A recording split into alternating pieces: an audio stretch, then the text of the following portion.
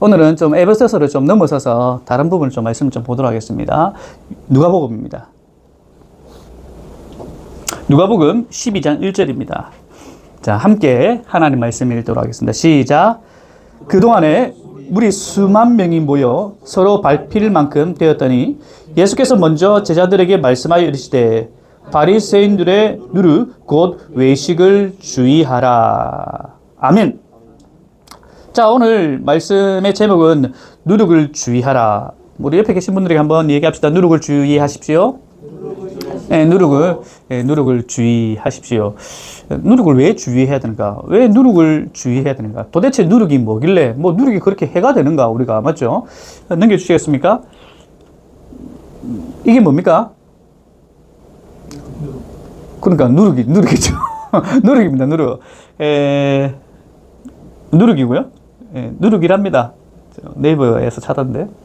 누룩을 만드는 과정이 이래요. 넘겨주시겠습니까? 이런, 밀이라든지. 밀이 제일 좋대요. 누룩 만드는데. 이렇게 해가지고, 발로 밟더라고요. 발로 밟아가지고, 집 있죠, 집. 거기다가 이제, 누룩을 다 만들어 난 다음에 집을 위에 이렇게 깔면, 누룩이 가장 최상의 그런 누룩을 만들 수 있다 하더라고요. 발효가 잘 된다 하더라고요. 아무튼 이렇습니다. 오늘, 여러분, 도대체 누룩이 뭐가 잘못이길래, 우리 생활 가운데도 누룩이 참, 실용적이거든요. 우리 집에 잘 팔리는 막걸리가 있습니다. 태화루. 울산에서만 파는 태화루. 누룩이 없으면 안 됩니다. 예. 맞습니까? 혹시 커피에도 있나요? 누룩 들어가는 거? 그게 없습니까? 예. 제 질문 좀 황당하지, 맞죠? 우리 일상, 누룩이 없으면 안 되는 부분들이 굉장히 많이 있는데, 누룩이 굉장히 좋은 부분이지 않습니까? 그런데 뜬금없이 예수님께서는, 누룩을 조심하라, 주의해라, 라고 얘기를 합니다. 오늘 이 짧은 말씀이지만 이 말씀 가운데 우리가 주목해야 할 두 부분이 있습니다. 첫 번째는 이 말씀을 누구에게 하는가입니다. 첫 번째로 이 말씀에 누룩을 주의하라. 이 말씀을 누구에게 하는가? 그리고 한 가지는 이 누룩이 도대체 무엇인가? 이 두 부분만 여러분들이 조금 주의 깊게 들으시면 될 것 같습니다. 지금까지 예수님의 행적을 누가복음이라는 사복음서를 살펴보면요, 예수님의 행적은 여러분 너무나도 잘 아실 거예요. 예수님께서 사단에게 광야에서 40일간 시험을 받으시고 첫 번째로 이제 공생의 사역을 시작하시잖아요. 공생을 시작하시면서 예수님께 하신 사역이 가르치고 고치시고 전파하시고 힐링하시고 치유하시는 이 여러 가지 사역을 하지 않습니까? 그래서 38년 된 병자도 이렇게 세우시고, 맞죠? 여러 가지 간질 환자라든지 또 죽은 나사로까지 살리시는 어마무시한 기적들을 일으킵니다. 그래서 수많은 사람들이 예수님께 오죠. 그야말로 그 당시 우리가 예수님 당시 한번 생각해 봅시다. 예수님 당시 우리가 살았다 그런다면 어디에서나 누굽니까? 기세는 누구? 롯데가 아니라 예수님. 오늘 좀 뭔가 핀트가 안 맞다, 맞죠? 예. 기세, 작년에 롯데 기세. 야구. 깝깝하네. 작년에 롯데 기세지 않습니까? 기세 롯데. 맞죠? 예, 그 당시 우리가 예수님 당시에 있었다라 그러면 어느 장소에서나 예수님. 예, 기세죠. 그런 예수님, 수많은 사람들이 예수님을 따랐는데 그 가운데 몇 명의 제자가 있었습니까? 함이? 예수님의 제자 몇 명? 자기가 오늘 성경도 닮았답니다. 저 너무 어이가 없어가지고 그래서 얘기했죠. 순풍산부인과에 나오는 성혜교. 예. 예수님의 제자 몇 명? 빌립이? 12명. 보세요. 수많은 사람들이 예수님이 기세다라고 쫓아갔던 상황입니다. 그 가운데 12명의 제자, 그 12명의 제자, 여러분, 내가 12명의 제자 안에 들어갔다. 수만 명 가운데 내가 12명의 제자가 되었다. 여러분 어떠세요? 창민이 어깨 뽕득하나? 안 그래도 어깨 넓은데. 여러분이 대통령이 있는데 대통령이 여러분 장관 자리 하나 줬다 그러면 어떻겠어요? 굉장하겠죠.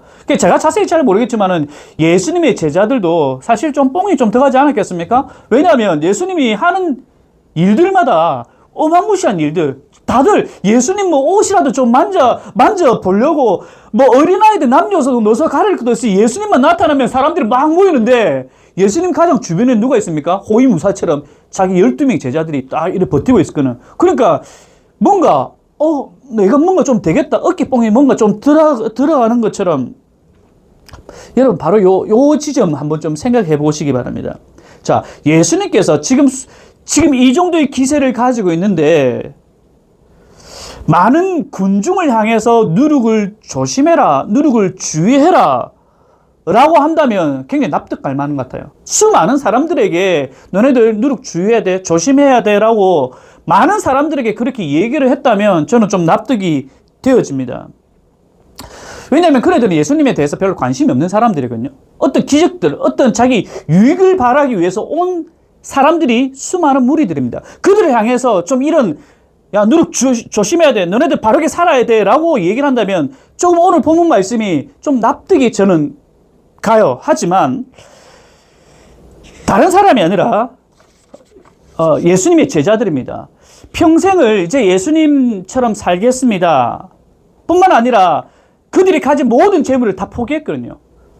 여러분 잘 아는 베드로, 배도 포기한 사람이에요. 그 당시 배값 얼마입니까? 어마무시하거든요. 보통 배 쉽게 만들어지지 않지 않습니까? 예수님의 제자들, 저 집, 아버지, 가족들 다 버리고 온 사람. 그러니까 인생을 올인한 사람들입니다. 누구에게? 예수님께 올인했습니다. 근데 그들을 향해서 뜬금없이 수많은 사람들이 아니라 그 12 제자들 앞에서 이제 얘기합니다. 뭐? 누룩을? 너네들 조심해야 돼요. 자, 요거 안 합니다. 누구에게 이 말씀을 전했다? 누구에게 전했다? 12 제자입니다. 자, 그렇다면 오늘 이 말씀은 저 밖에 있는 믿지 않는 사람들에게 적용이 되어집니까? 아니면 우리들에게 적용되어집니까? 장모님 누구? 누구에게? 우리다. 다시 얘기합니다. 누구? 우리다. 누구? 왜 옆에 보시면 답 없다 저게. 누구? 안 믿는 사람들한테. 혜성이 누구? 우리. 누구? 우리. 누구? 우리. 따라합니다. 나. 장민아. 누구? 우리. 나. 와, 그래. 저 한번 눈길 한번 주지. 눈길을 그걸 안 주노. 자, 오늘 말씀은요. 자, 다른 사람이 아닙니다. 오늘 적용되어야 될 말씀은 예수님께서 12 제자입니다. 저들의 인생이 예수님께 나 인생 바치겠습니다. 여기 앉아있는 저와 여러분도 마찬가지입니다.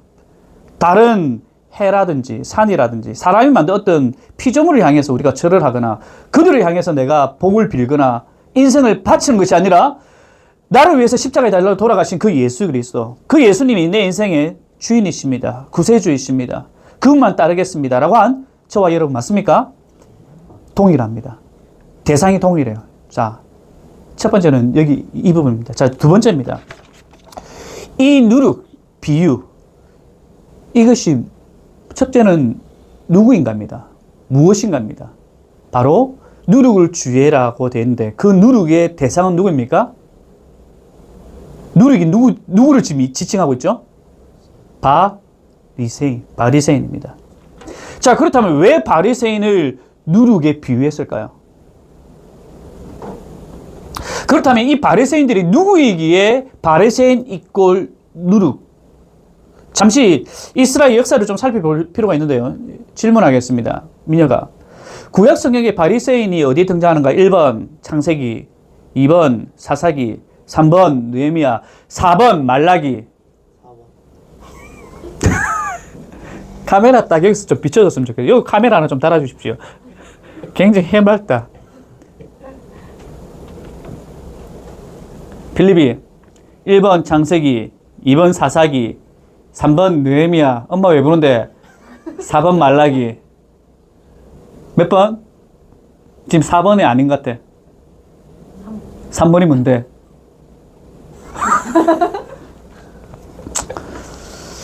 정답은 있습니까? 없습니까? 정답은 없습니다. 여러분, 우리가 신약성경에 나와 있는 바리새인, 나오잖아요. 바리새인, 서기관, 열심당, 세례. 요 구약성경에 있다 없다? 없어요. 없어요. 그래서 신약성경을 이해하기가 조금 어려워요.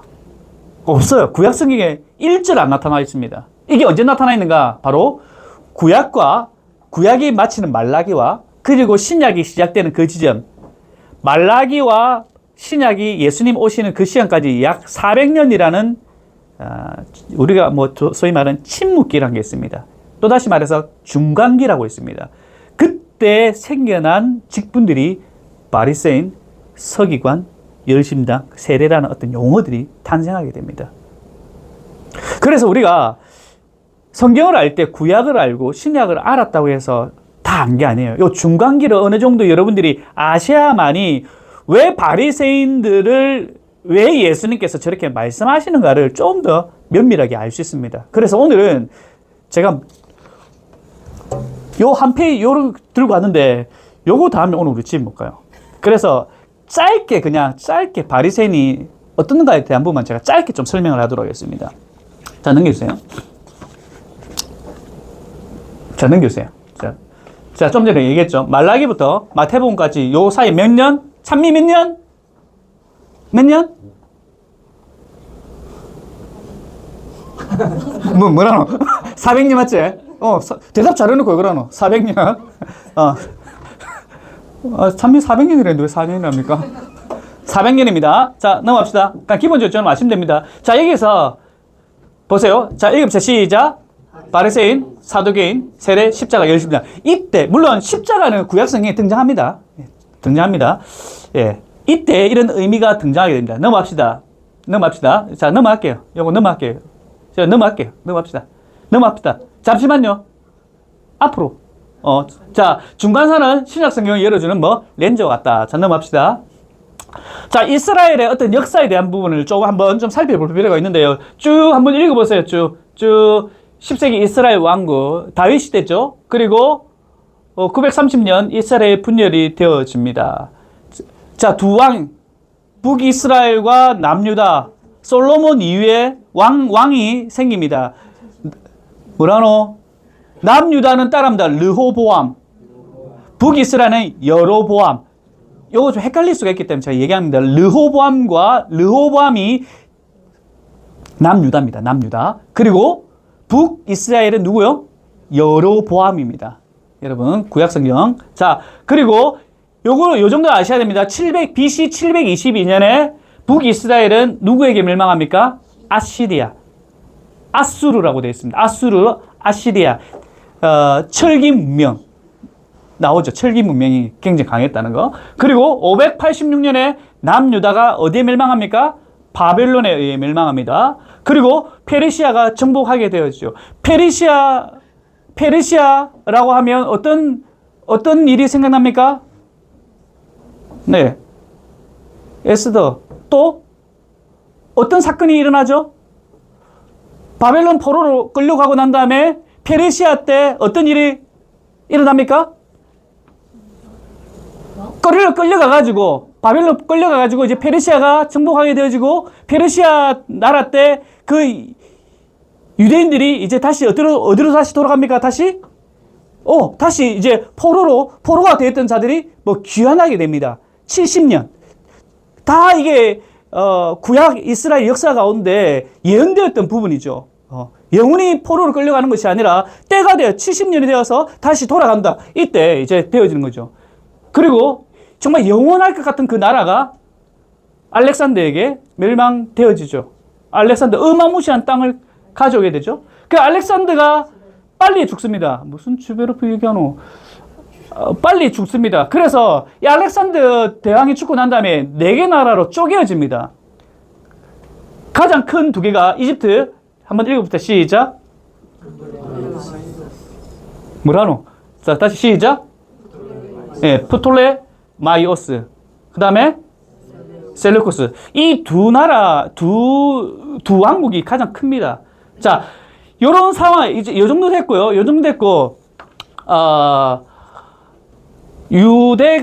이스라엘이라는 그 유대가, 이 셀류쿠스 이쪽에 굉장히 억압을 받습니다. 그래서 저가 이제 이렇게 못 살겠다. 그래서 전쟁을 일으킵니다. 그것이 어떤 전쟁이다? 마카비 혁명입니다. 이제 이게 중요합니다. 제가 뭐 이거보다는 지금 현재 이게 중요합니다. 마카비 혁명 때. 자, 넘겨주시기 바랍니다. 넘겨주세요. 이제 이게 잘 안 보이시겠지만은 마카비 혁명의 어떤 뭐 전쟁입니다. 자, 넘겨주세요. 이때 이 뒤쪽은 이제 우리 신약에 나오는 헤롯 대왕, 헤롯이 누구인가에 대해서 쭉 설명하고 있는 부분인데 요건 나누고요. 요 마카비 전쟁 때 굉장히 활약을 했던 사람들이 누구인가? 바로 바리새인들입니다. 이때 바리새인이 등장합니다. 그러니까 우리가 이전에 우리가 지키지 않았던 말씀으로 돌아가자. 우리가 말씀을 정말 제대로 좀 지키자 했던 사람들이 누구입니까? 바리새인들입니다. 이 사람들이 뭐 잘못한 게 있습니까? 아니에요. 이때까지 우리가 하나님 말씀을 제대로 지키지 못해서 나라가 빼앗기고 하나님께서 우리를 벌하시지 않은가. 그래서 우리가 정말 우리 민족을 제대로 살리기 위해서는 말씀을 잡아야 돼, 말씀을 붙잡아야 돼 라고 했던 사람들이 누구다? 바리새인들이에요. 그런데 웃기지 않습니까? 그 바리새인들이 지금 예수님이 바리새인들을 향해서 뭐라 합니까? 너네들 누룩이야. 뭐가 지금 어떻게 된 상황인지 아십니까? 시작은 그네들이 말씀을 붙들고 있었지만은 예수님 당신 때 이 바리새인들이 어떻게 되어졌다? 어떻게 되어졌다?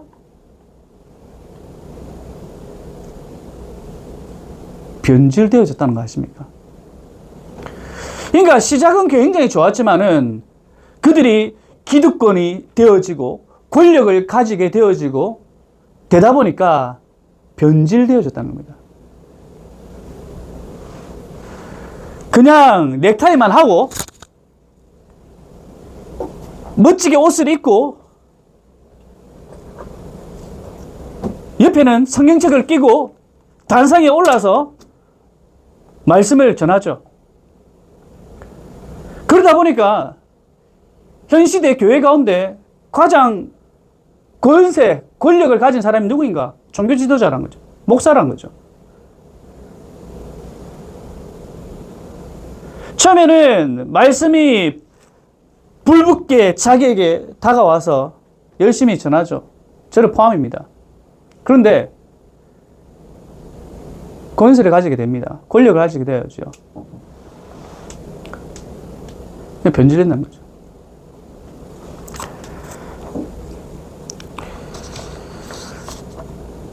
과거나 지금이나 동일하다는 겁니다. 예수님께서 그렇게 열심히 말씀대로 행하자라고 했던 그 바리새인들을 향해서 그들을 향해서 누룩을 주의해라. 지금의 상황과 비슷합니다.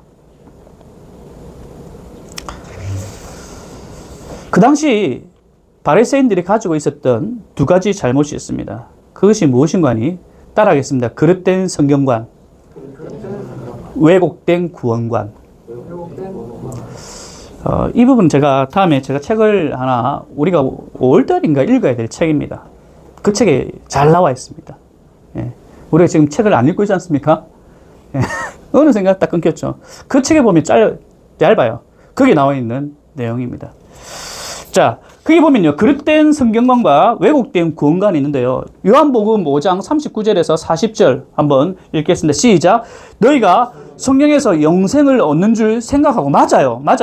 또 계속 시작. 성경을 연구하거니와 이 성경이 곧 내게 대하여 증언하는 것이니라. 그러나 너희가 영생을 얻기 위하여 내게 오기를.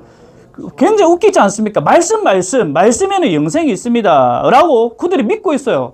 그렇다면 그 말씀이신 영생이신 누구에게 나가야 됩니까? 누구에게 나가야 됩니까? 우리가 하나님 말씀을 듣습니다. 매주일 말씀을 듣고 설교를 듣습니다. 그 말씀, 우리에게 생명을 주신 예수 그리스도 말씀을 듣고 그럼 그 말씀의 주인 되신 예수 그리스도께 우리의 삶을 매 순간 살아가야 함에도 불구하고 우리의 삶은 전혀 다르게. 이 당시 바리새인들도 말씀을 너무나 잘 알고 있었습니다. 말씀대로 돌아가자. 신구약 그 중간사 기간 동안 그들이 깨달은 게 있지 않습니까? 우리가 호세아 선지자가 여호와를 알자. 힘써 여호와를 알자. 여호와를 제대로 몰랐기 때문에 우리가 이런 고통을 당하고 있지 않은가. 그 사실을 너무나도 바리새인들 잘 알기 때문에 내가 말씀으로 돌아가자. 말씀으로 돌아가. 맞아요. 처음에는 말씀으로 돌아갔죠. 말씀은 우리를 살린다 그랬죠. 하지만 시간이 지나자 전혀 다르다는 거죠. 영생이 있다는 걸 알죠. 그러면 참된 영생은 누구인가? 예수이지 않습니까? 예수께서 이 땅에 오셨습니다. 그렇다면 참된 영생이신 그 예수께 나아가야 됩니까? 안 나가야 됩니까? 나아가야 되죠. 하지만 오지 않는다는 겁니다. 성경에서 영생을 얻는 줄 생각을 했다는 거죠. 알았다는 거죠. 알았다면, 안다면 가는 겁니다. 안다면 자기의 삶을 거기에 던져야 되는 거죠. 그런데 보세요. 랍비 힐렐은 이렇게 얘기합니다. 랍비 힐렐. 유대교 종교 지도자입니다. 혹시 그게 안 적혀져 있죠? 자, 읽겠습니다. 시작. 토라는 이제 구약 성경입니다. 구약 성경. 다시 시작. 토라를 많이 배울수록 풍성한 생명을 얻으며 학자들의 모임에 오래 앉아 있을수록 깊은 지혜를 터득한다. 어떤 이가 선한 평판을 얻었다면 이는 상당한 유익이다. 그러나 토라의 지식을 쌓을 경우 이는 곧 내세의 삶으로 나아가는 길이다. 전혀 예수님과 전혀 무관한 그냥 말씀을 연구만 하는 거예요. 연구만. 그리고 이렇게 말씀을 전하는 이런 자리는 계속 오래 앉아 있는 것이 유익하다라고 생각합니다. 그것뿐이에요. 그 말씀이 뭔데? 그 말씀대로 우리는 어떻게 해야 되는데? 그 말씀대로 나아가야 되는 거죠. 그 말씀이 내 양식이 되어지고 내가 살아가는 힘의 원동력이 되어지고 그에 따라 아멘하고 살아가야 되는 어떤 삶의 정황이 있어야 되는데 아니란 사실입니다. 그냥 이런 자리가 좋은 겁니다. 그럼 말씀이 좋으면 그것만 끝이에요. 이것이 그 당시 유대인들의 생각이란 겁니다. 바리새인들의 생각인 거죠. 바리새인들은요, 성경의 어떤 어구들을 몰두하면서도 정작 성경의 진리를 바르게 깨닫지 못했다는 겁니다. 요한복음 5장 44절 그 뒤에 보면 이렇게 나와 있습니다. 시작.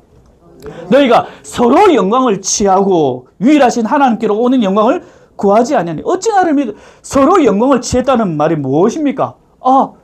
성경 물어보니까 오늘 민혁이 바리새인이 어디에 등장합니까? 창세기도 등장하지 않아요. 사사기에 등장하지 않아요. 느헤미야에서 등장하지 않습니다. 말라기 등장하지 않은 맞췄어요. 우와 대단해. 주변의 사람들이 와 너 어떻게 그렇게 잘 알 수 있겠어? 칭찬하고 그럼 나 성경 좀 알지? 나 창세기 좀 알지? 출애굽 좀 알지? 서로 막 칭찬하는 거예요. 말씀 아는 것에 칭찬합니다. 기도 어떻게 하는 거 알지? 기도 시장에 나가가지고 두 손 들고 기도하는 거야. 사람들이 없을 때 기도하는 거야. 아니야. 사람들 많을 때 오랫동안 기도하는 거야. 눈에 보이게 그냥 기도하는 거예요. 사람이 없을 때는 그가 무엇을 하는지 중요하지 않습니다. 어쨌든 간에 보이는 겁니다. 보이는 거예요. 그러면서 주변에서 칭찬합니다. 와, 니 기도 많이 하대. 와, 니 성경책 다 그냥 낡았대. 집에 가서 성경 막 뜯고 있거든요, 이렇게. 그래서 이런 데 나올 때 성경 막 이렇게 드들드들 해가지고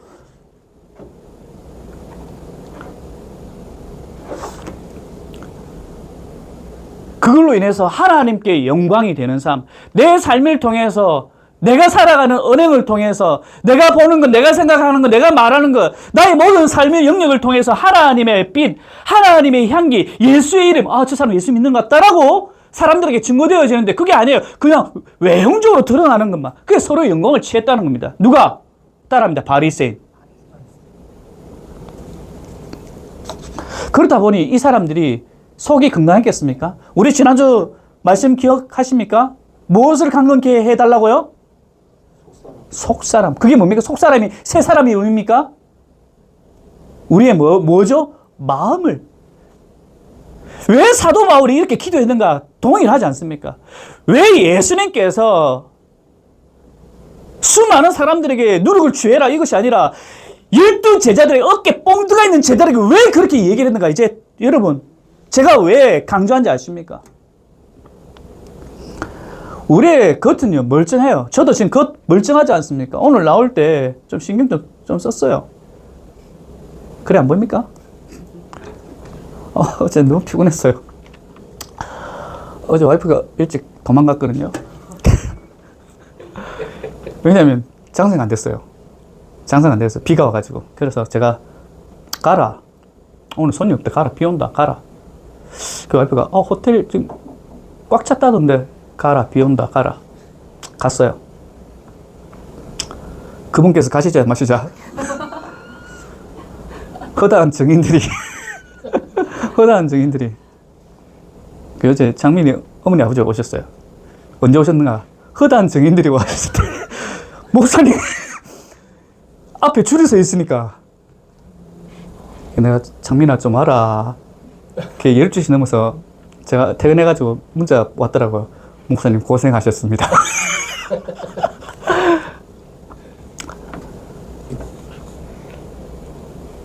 우리가 겉은 멀쩡해 보일 수 있습니다. 겉은 멀쩡해 우리가 보일 수 있어요. 누구든지 이 당시 지금 현대 많은 목사님들 멀쩡하게 설교를 할 수 있어요. 여러분 모릅니다. 그분의 어떤 삶들은. 저도 마찬가지지 않습니까?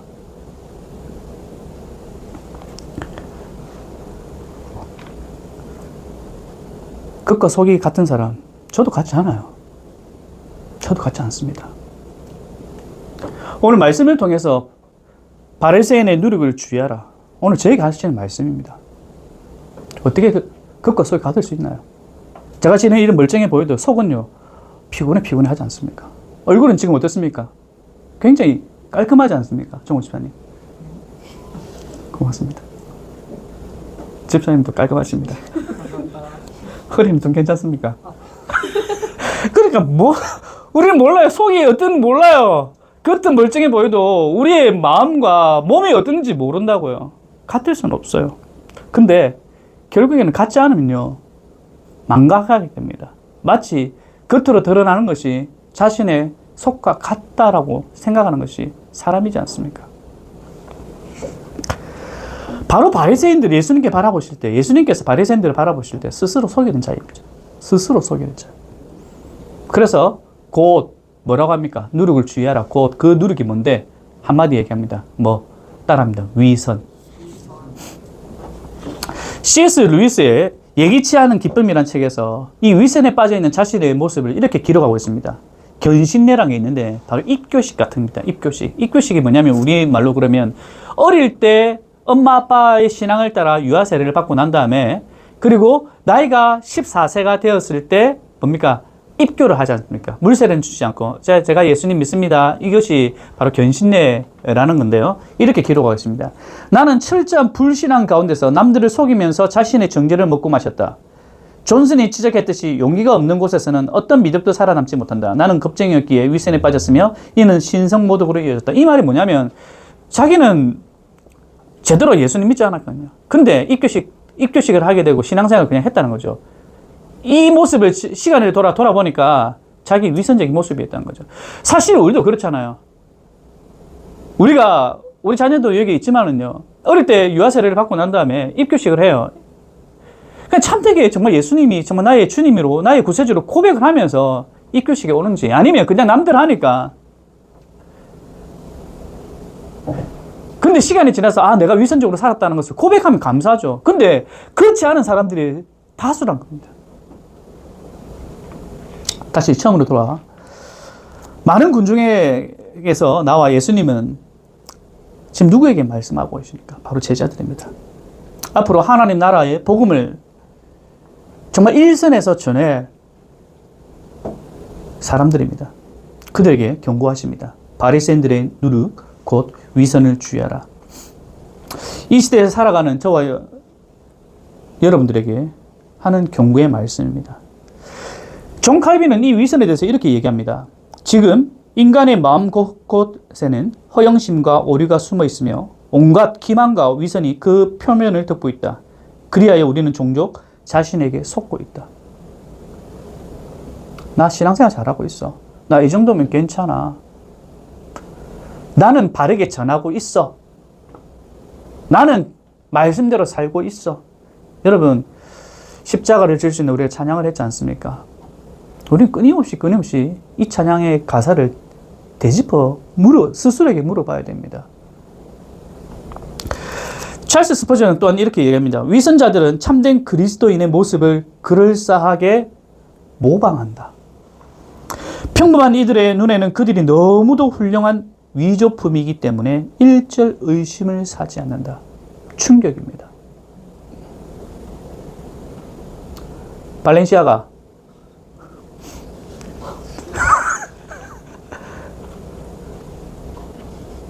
저거 옷 보시기 바랍니다. 좀 보세요. 저거 150만 원짜리입니다. 저거요. 저거 모조품입니다. 저거 제가 사줬습니다. 모조품인데 150이에요?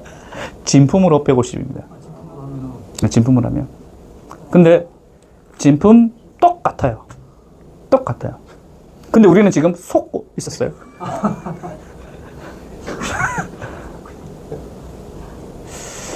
여러분,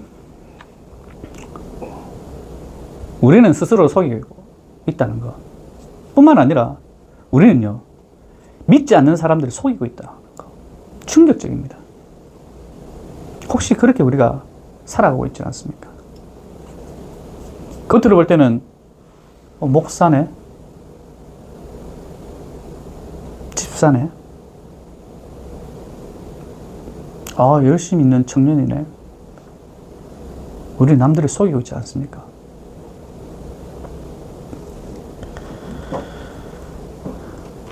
반죽의 누룩은 눈에 띄지 않습니다. 스며들고 부풀게 만듭니다. 이것이 누룩입니다. 우리 안에 스며든 게 뭐가 있습니까? 우리가 지금까지 신앙생활을 하면서 내게 스며든 게 뭐가 있습니까?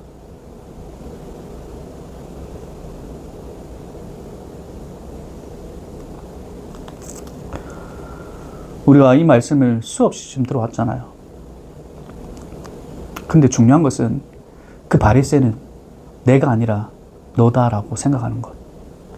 바로 이것이 죄악의 위선이지 않습니까? 저는 오늘 말씀을 정리하면서 예수님께서 이 말씀이 다시 얘기합니다. 수많은 무리들에게 얘기하고 있잖아요. 예수님께서 너무나도 사랑하시고 예수님께서 그들을 위해 눈물을 흘리시고 그들을 가르치기 위해서 공생의 사역을 30년 동안 하시고 그들을 위해서 일평생 예수님의 헌신의 사역이 있지 않습니까? 그들을 위해서 그들을 향해서 오늘 얘기합니다. 야, 누룩 조심해. 위선을 조심해. 너 어깨 뽕동한 거 빨리 빼.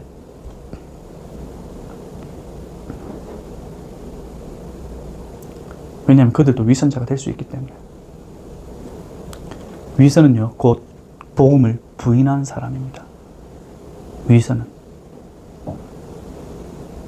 처럼 얼만큼 안 좋습니까? 조금 못해도 돼요.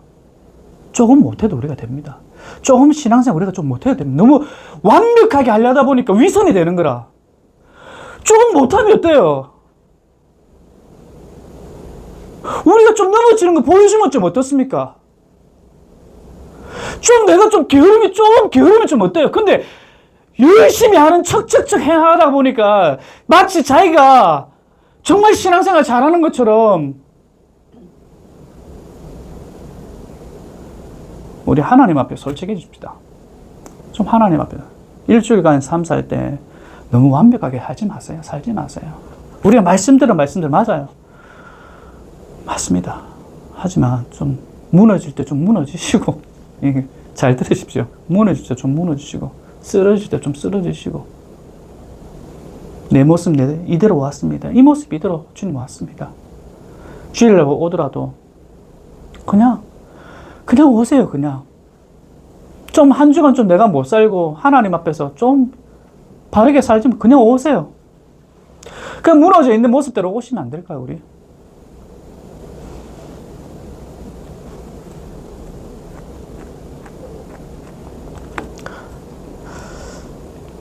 C.S. 루이스 마지막 부분을 제가 읽어드리겠습니다. 육신의 죄들은 물론 나쁘지만 그 정도의 측면에서는 모든 죄 가운데 가장 덜합니다. 가장 사악한 쾌락은 전부 영적인 것들입니다. 다른 이들에게 잘못을 떠넘기거나 그들을 마음대로 쥐고 흔들면서 즐거워하는 일, 선심 쓰는 척하면서 뒤에서 험담을 일삼거나 권력을 탐하고 남을 미워하는 일이 있습니다. 내 안에는 마땅히 추구해야 할 인간적인 자아와 경쟁하는 두 대적이 있습니다. 그것은 동물적인 자아와 악마적인 자아이며 이 중에서 후자가 더 나쁩니다. 따라서 매주 교회에 출석하는 차갑고 독선적인 도덕가가 매춘부보다 지옥에 훨씬 더 가까운 존재가 될 수 있습니다. 다만 둘 다 되지 않는 편이 물론 더 낫겠지요. 무슨 말인지 알겠죠? 말씀을 맺겠습니다. 오늘날 우리에게 가장 시급한 것이 무엇입니까? 오늘 이 누룩을 주의하라는 이 말씀을 듣고 지금 우리에게 가장 시급한 게 뭐가 있습니까? 더 나은 지도자가 여러분에게 필요합니까? 더 나은 어떤 말씀의 훈련이 우리 가운데 더 필요합니까? 아니면 더 건강한 어떤 우리 가운데 나눔이 더 필요합니까? 아니면 정통 교리를 사수하는 것이 우리에게 필요합니까? 아니면 도덕적인 청렴함이 우리에게 더 필요합니까? 우리에게 필요한 것은요, 절실히 우리에게 허락하신 복음을 붙잡고 사는 겁니다. 넘어질 때도 말씀을 다시 붙잡는 거고요. 내가 잘 살고 있다고 생각할 때도 다시 말씀을 붙잡는 겁니다. 지금 우리에게 필요한 것은 바른 복음입니다. 찬양하겠습니다.